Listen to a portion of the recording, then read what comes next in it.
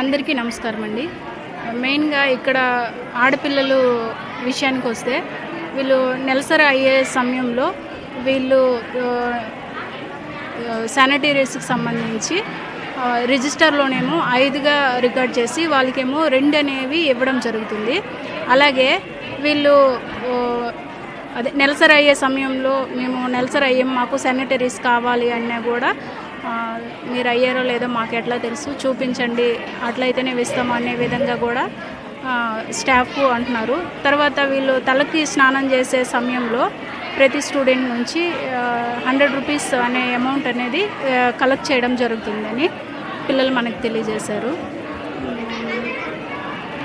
అనేది టేస్ట్గా ఫుడ్ టేస్ట్గా ఉండడం లేదు, క్వాలిటీ ఉండడం లేదు. ఎవరైనా విజిట్కి వస్తున్నారు అనే సమయంలో మాత్రమే బాగా వండుతున్నారు, తర్వాత బాగా వండడం లేదు, మెనూ ప్రకారం కూడా పెట్టడం లేదు అని తెలియజేశారు.